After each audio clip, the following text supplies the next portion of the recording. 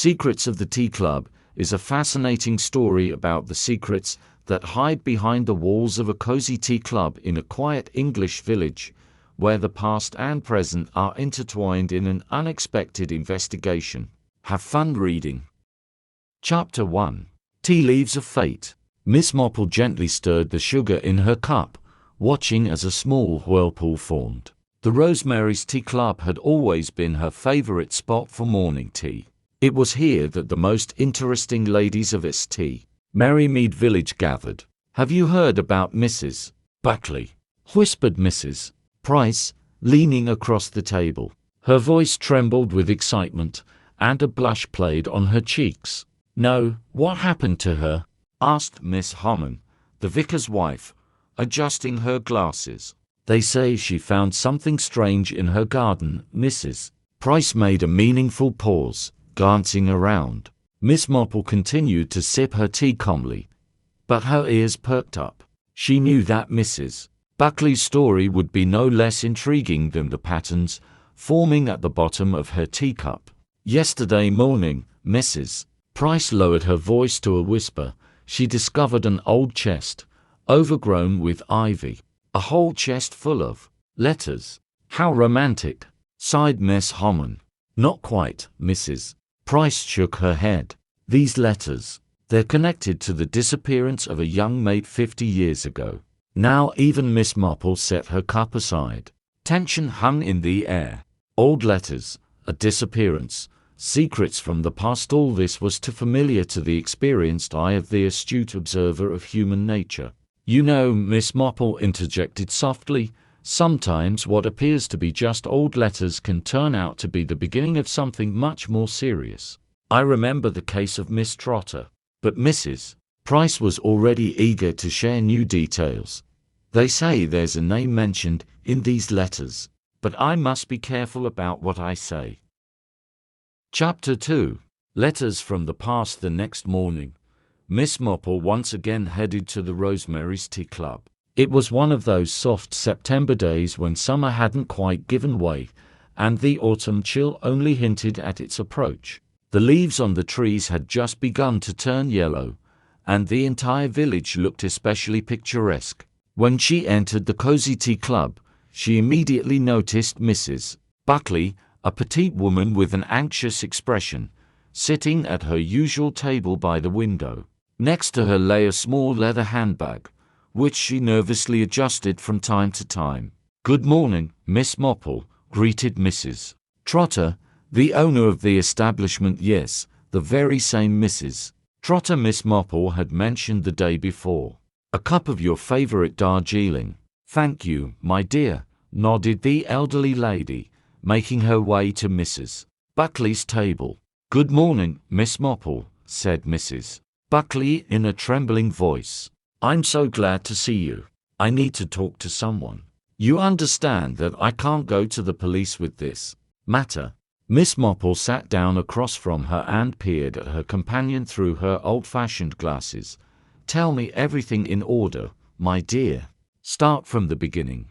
"Yesterday morning, I decided to tidy up the old gazebo in the garden. You know, the one hidden behind the jasmine bushes. It belonged to the previous owners of the house, the Grenville family. When we bought the house 20 years ago, it was already overgrown, and we didn't really pay much attention to it." Mrs. Buckley paused to take a sip of tea. Her hands were slightly trembling. "Well, as I was clearing away the ivy, I discovered an old iron chest. It was locked, but the lock had rusted away with time. Inside, there were letters, a whole bundle of them, tied with a ribbon." "And what was in these letters?" asked Miss Marple cautiously. "They were written by a young maid named Emily Hutchinson, the same one who disappeared without a trace in 1923. All the letters were addressed to someone called Dear D. And do you know what's strangest of all? The last letter was dated the day before her disappearance." Miss Marple thoughtfully stirred her tea and the contents of the letters. Could they shed light on the reason for her disappearance? "That's the most astonishing part," exclaimed Mrs. Buckley. The early letters are full of romantic feelings and hopes for the future. But the later ones, they're completely different, full of fear and despair. The last letter ends with the words, "I'm afraid he's planning to kill me." A silence fell over the tea club. Even Mrs. Trotter froze behind the counter upon hearing those words. "Do you know what's even stranger?" continued Mrs. Buckley. "Last night, when I returned home, I found that someone had broken into my living room. Nothing was taken, except—" "Yes?" encouraged her Miss Marple, though her face showed that she already suspected what was coming. "Except those very letters," finished Mrs. Buckley. "And do you know what's most terrifying? On the floor, I found this." She took a small object from her handbag and placed it on the table. Miss Marple took a magnifying glass from her purse and carefully examined the find. "It was an antique cufflink engraved with the initials D.G. murmured Miss Marple. "D.G. Grenville, Douglas Grenville. That was the name of the youngest son of the family who owned your house back then. He served in the army and was often away." "But why then?" began Mrs. Buckley, but Miss Marple raised her hand, stopping her. "Allow me to think, my dear. I need to check some details. In the meantime, I advise you to be extremely careful. Whoever took those letters clearly doesn't want their contents to become known." After Mrs. Buckley left, Miss Marple ordered another cup of tea. Her sharp mind had already begun piecing together the picture of what was happening. Old secrets have a way of resurfacing in the most unexpected ways, and this story was no exception. "Mrs. Trotter," she addressed the tea club owner, "you worked here in the 20s, didn't you?" "Yes, Miss Marple," she replied. "I started here as an assistant when I was very young." "Tell me about Emily Hutchinson. What do you remember about her?" Mrs. Trotter's eyes clouded with memories. "A charming girl, a bit of a dreamer, always well dressed for her position. Some people said she had a benefactor." "Yes, yes," nodded Miss Marple. "Go on." Chapter 3. Shadows of the Past. The next morning, Miss Marple headed to the local archive, located in the old library building. She knew that to unravel the mystery, she needed more information about the Grenville family and the disappearance of Emily Hutchinson. "Good morning, Mr. Brown," she greeted the silver-haired archivist, who had worked there for over 40 years. "Miss Marple, what a pleasant surprise," he smiled. "What brings you to our humble archive today?" "I'm hoping to find information about the Grenville family.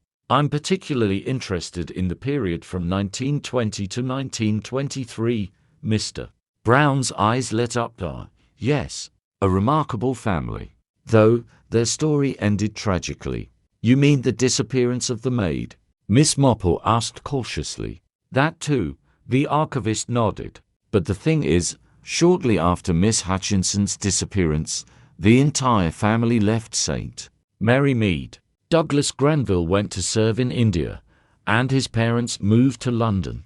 The house was sold very hastily." "How interesting," Miss Marple said thoughtfully. "And what can you tell me about young Douglas's character?" "Oh, he was a true gentleman, or at least appeared to be at first glance." Mr. Brown lowered his voice. "There were rumors that he associated with rather questionable individuals from London, but whenever someone tried to bring it up, he always brushed it off with a joke." Miss Marple carefully examined the old newspaper clippings that Mr. Brown had brought her. In one issue of the local newspaper from 1923, she found a short article, "A most unusual incident on the night of September 15th. A strange incident occurred at the Grenville residence. Neighbors reported a bright flash of light, followed by a noise in the garden. The police conducted an investigation, but found no evidence of any crime." "How curious," Miss Marple murmured.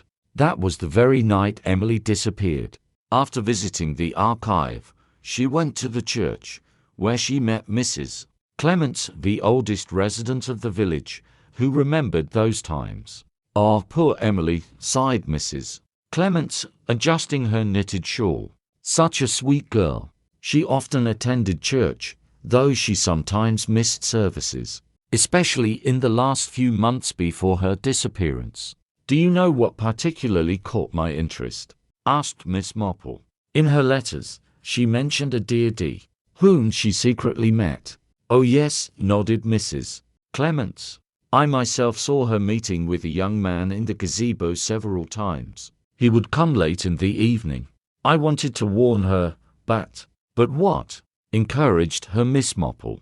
But one evening, I overheard their conversation. He was very agitated and said something about a large sum of money and the last chance. Then I heard Emily say, I can't keep hiding this anymore. It's wrong.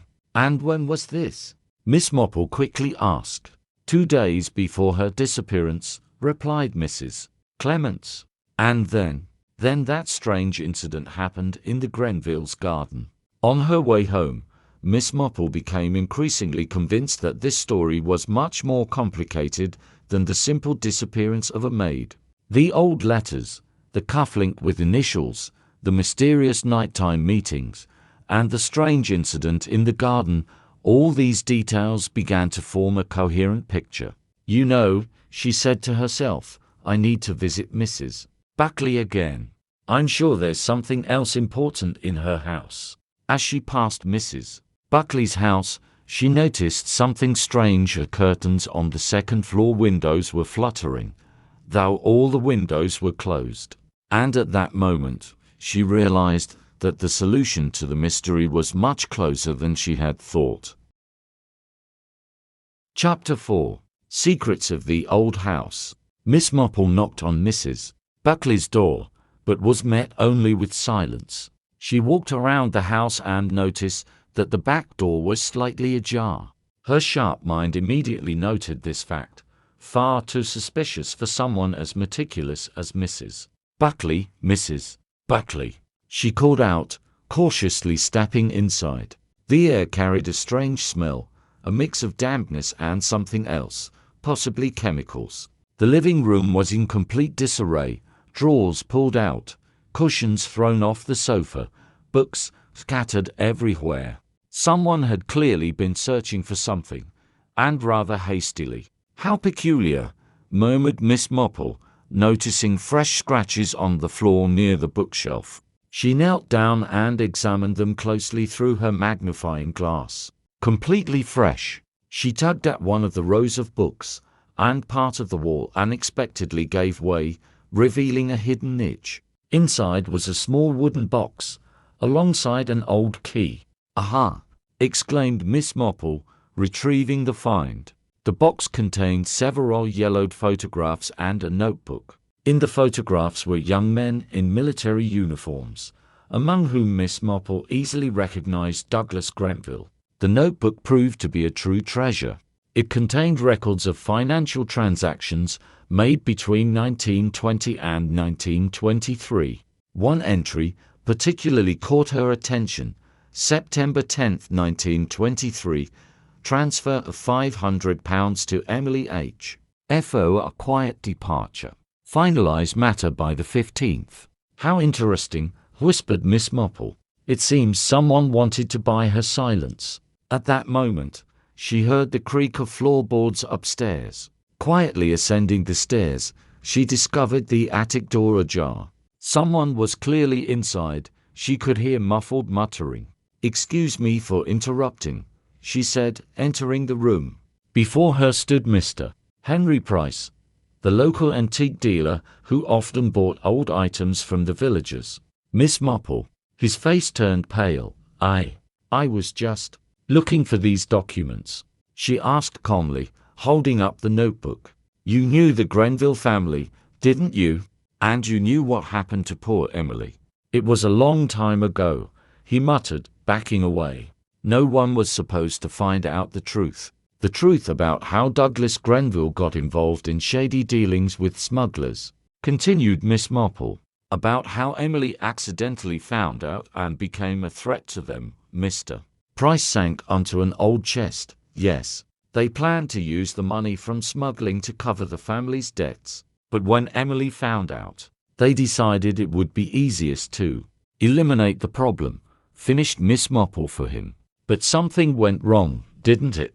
That flash of light in the garden, it was an accident involving their own cargo. They only wanted to scare her, Mr.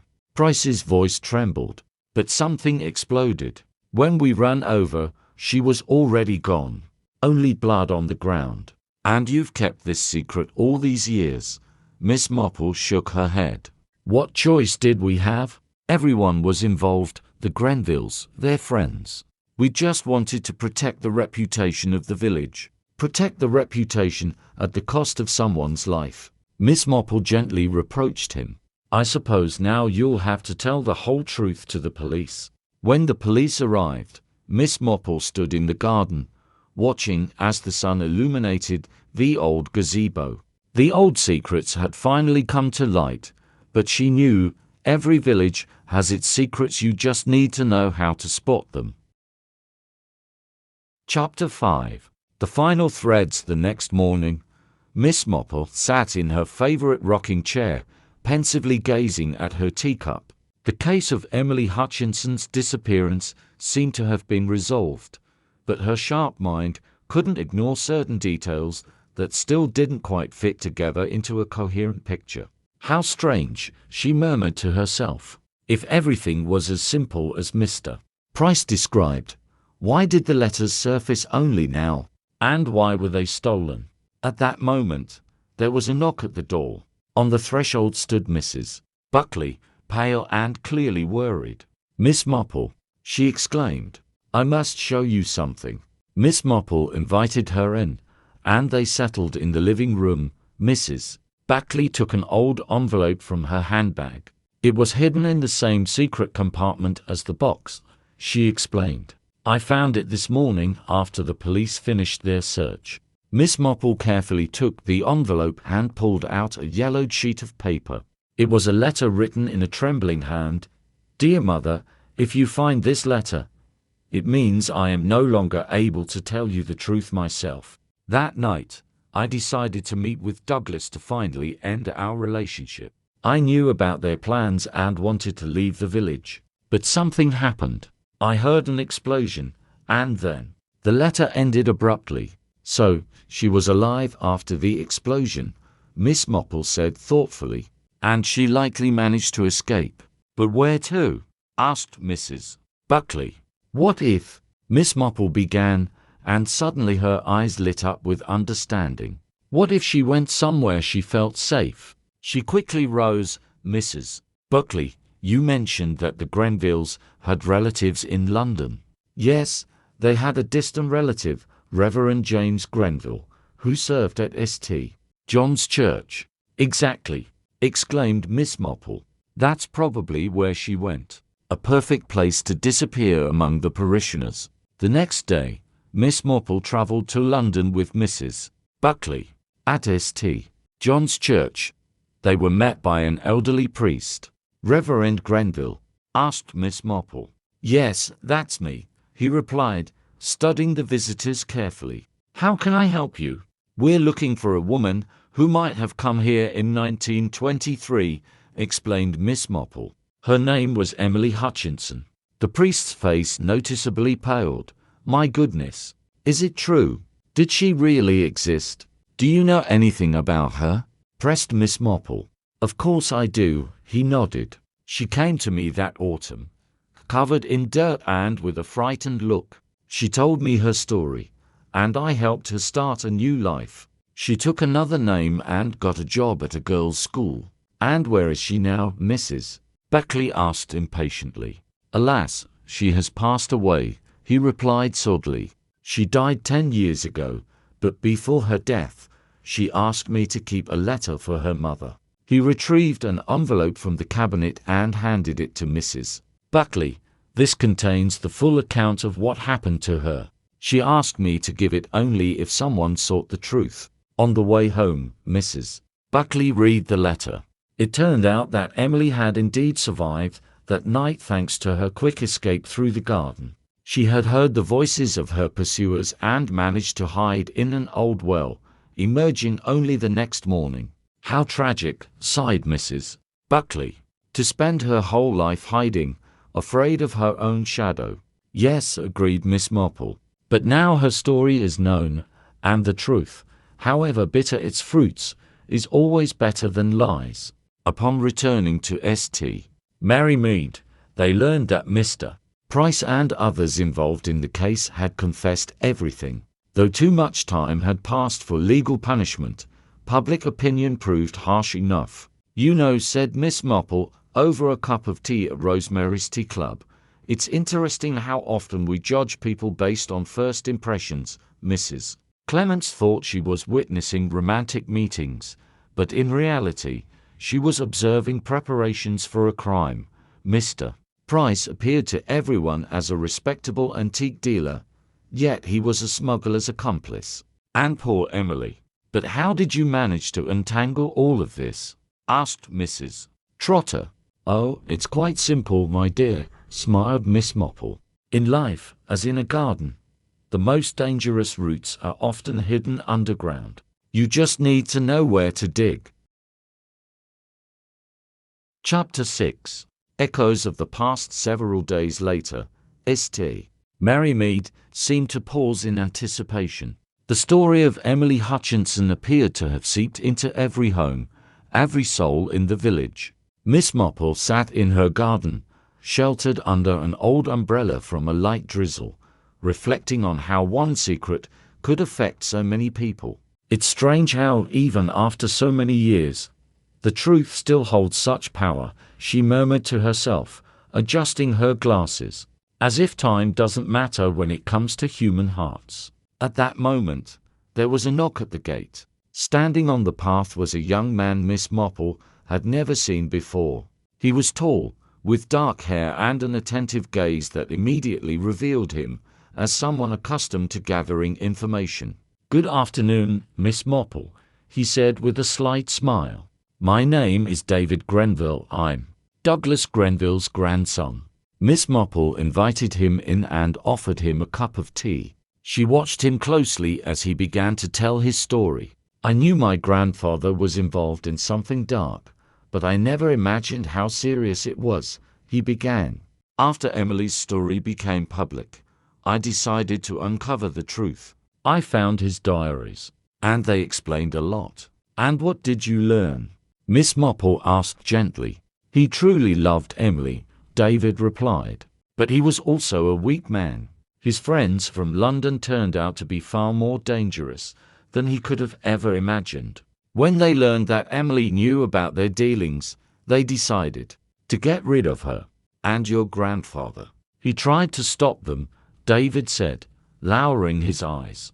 But it was already too late. After that night, he became a different person. He left England, served in the army, but carried the burden of guilt for the rest of his life. How interesting, Miss Marple said thoughtfully. So, he did have a conscience after all. Yes, David nodded. But that's not enough to undo what was done. That's why I'm here. I want to do everything I can to restore justice, at least partially. Well, Miss Marple smiled, I'm sure Emily would appreciate your efforts. But you know, sometimes the best way to atone for guilt is to help others avoid making the same mistakes. The next day, a special meeting took place in the village. David Grenville proposed creating a fund to assist women in difficult situations and naming it after Emily Hutchinson. To everyone's surprise, the idea was supported even by those who had remained silent about the events for many years. It's a wonderful idea, Mrs. Buckley said during the meeting. Thanks to this, we'll be able to preserve Emily's memory and, perhaps, help someone avoid her fate. Miss Marple observed the proceedings with her usual perceptiveness. She knew that complete atonement for guilt was impossible, but the sincere desire to make amends was already a step forward. You know, she later said over a cup of tea at Rosemary's Tea Club, addressing Mrs. Trotter, it's fascinating how one event can change so many lives. Take Mr. Price, for example. He spent his entire life as an antique dealer, but it turns out his true passion was books. That's why he often visited the Grenville house. Do you think he knew more than he let on, Mrs. Trotter asked. Oh, undoubtedly, Miss Marple nodded. But do you know what's most surprising? Sometimes people keep secrets not because they want to hide evil, but because they're afraid of shattering their own illusions. That's why it's so important to see beyond first impressions. In the following days, life in St. Mary Mead began to return to its usual rhythm. However, now, whenever villagers passed by the old Granville house, they couldn't help but recall Emily's story. For some, it was a warning; for others, a reminder of how fragile human life is. You know, my dear, Miss Marple said one day, gazing at the sunset, secrets are like tea leaves. They can show different patterns, but the true meaning always lies deeper. You just need to know how to read them properly. With those words, she rose to brew another pot of her favorite Darjeeling. After all, as everyone knows, there's always room in life for one more cup of tea and one more mystery to unravel. Chapter 7. Closing the circle. A week had passed since the unveiling of the Emily Hutchinson Foundation, and St. Mary Mead was gradually returning to its usual, unhurried pace of life. However, Miss Marple couldn't shake the feeling that the story wasn't fully resolved. In her cozy garden, where she loved to reflect over a cup of tea, an unsettling sense that some crucial detail had slipped away grew stronger. How strange, she murmured, stirring her tea thoughtfully. Everything seems so neat, so complete. But why can't I rid myself of this unease? At that moment, there was a knock at the door. Standing on the threshold was David Grenville, but this time his face was tense, his eyes gleaming with excitement. Miss Marple, he began without preamble, I found something, and it changes everything. He pulled an old envelope from his pocket and handed it to her. It was among my grandfather's papers. I stumbled upon it just today.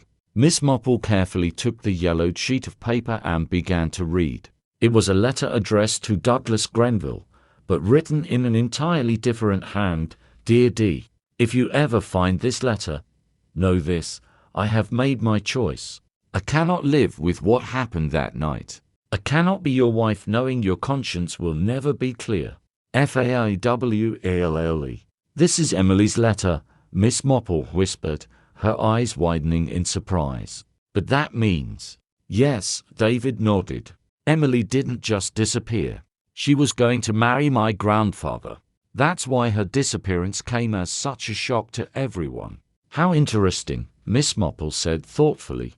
Do you know what happened to her mother? Her mother? David asked, surprised. Yes. Remember, in one of her letters, she mentioned wanting to tell the truth to her mother. And then there was that note we found in the hidden compartment. Miss Marple suddenly rose. I must speak with Mrs. Buckley. When they arrived at Mrs. Buckley's house, she was just planting new flowers in her garden. Oh, Miss Marple, she exclaimed. What a pleasant surprise, Mrs. Buckley. Miss Marple began without preamble. You told me that your house once belonged to the Grenville family, but you never mentioned that my house previously belonged to Emily's mother, Mrs. Buckley finished for her, her face turning pale. Yes, it's true. I didn't want to talk about it. Why not? Miss Marple asked gently. Because Mrs. Buckley sank onto a garden bench. Because my grandmother was Emily's mother. She could never come to terms with her disappearance. All these years, I kept the secret of our connection, fearing someone would uncover the truth. And now you understand, Miss Marple said. Why it was you who found those letters. It wasn't a coincidence. Perhaps Emily herself wanted you to learn the truth. But what now, Mrs. Buckley asked, her voice trembling.